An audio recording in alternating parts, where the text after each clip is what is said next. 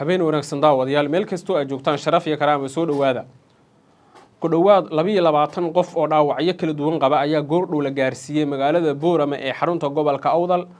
waa shacab iyo ciidankii beesha Samaroon oo waxyeello ay ka soo gaartay dagaal qaraar oo maanta ka dhacay huulka dixda Sheekh Awaare iyo deegaanada kale hoos yimaada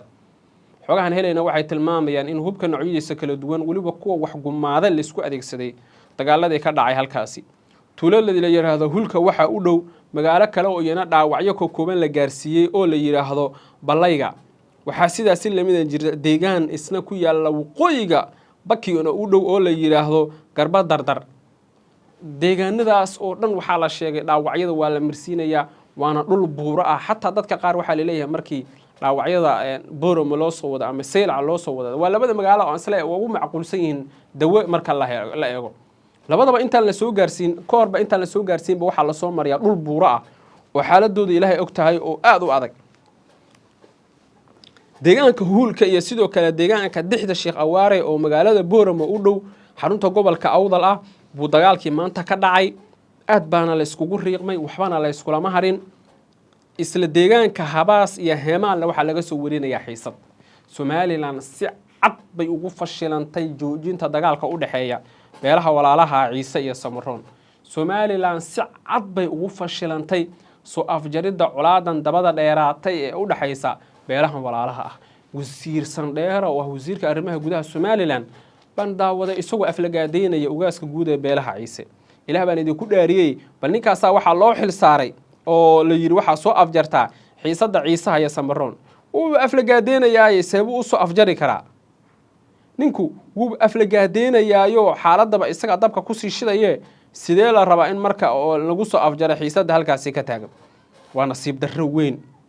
waxay ku tusinaysaa xaaladdu halka ay marayso iyo in dhinacyadu ay qaadayaan tallaabooyin xaaladda uga sii daraya walaalayaal runta markaan isku sheegno Somaliland horena waan idin kugu sheegay mar kale waan idin kugu celinaya Somaliland hadii ay heshiiyaan Samaroonka iyo Ciise Samaroonka iyo Ciise hadii heshiiyaan waxay dhisanayaan maamul goboleed ka madax banaanka Somaliland ama Awdal loo bixinay Awdal State ama waxa loo bixinayaa magacii kale ee caan baxay ee ahaa Guban State Somaliland marka dadkan hadii heshiiyaan maamul bay dhisanayaan Somaliland bal si kala jarayay waa in dadka isku baaba'aan nin xaldoon oo caayaya ka waran ugaaski dhanaa ee beesha uu rabay inuu xalka ka doono wasiir Sandheere ma dhaxdaas waati uu aflagaadeynay oo lahaa ugaaska guud ee beelaha Ciise wanin Ethiopian ah dir dhaba fadhiya dir dhabana uguma tii karno aflagaada qaran waa ninka arabtid ina xal ka doontid hadaad caydid de ninkaas ma soo dhawaa adiga si fogeynaysid ban ninkaas adiga ayaaba si fogeynaysid waxa kale jirtay aragti cajiib ah oo ku saabsan in ciidanka Cabdicasiis waa ciidanka aan dhahay ciidanka Ciise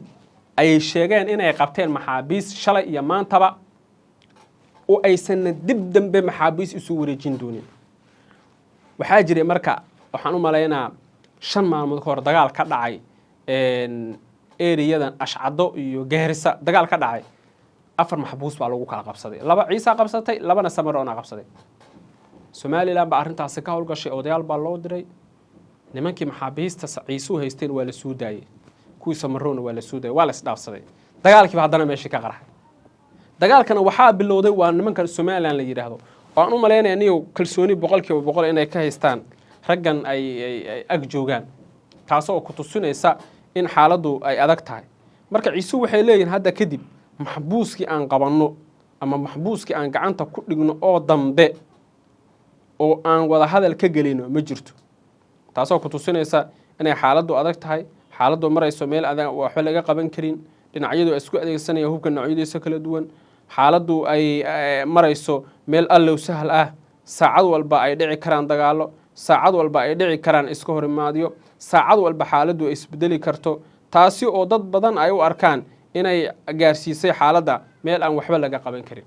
wana arki doonaa saaxiibayaal say noqdaan laakiin dhaqdhaqaaqyada socda dagaalada dhaawacyada tirabeelka ah ee Boorama la geeyay kuwa kale oo la leeyahay hawdka iyo dhulkan buuraha bay ku soo jiraan wadada loo galay kuwa kale oo la leeyahay xaaladoodu iyagoo dhaxda soo mareeya ay dhinteen dhammaan dhacdooyinkaasi waxay ku soo kordhaa waxaan idin kugu soo tabin doonaa warbixinooyinkeena kan xiga haddii allah awooda lagu raali ka noqdo muuqaalka haddaad nala dhammaysatayna aad baad umahadsan tahay sharaf iyo karaamo subscribe janalkan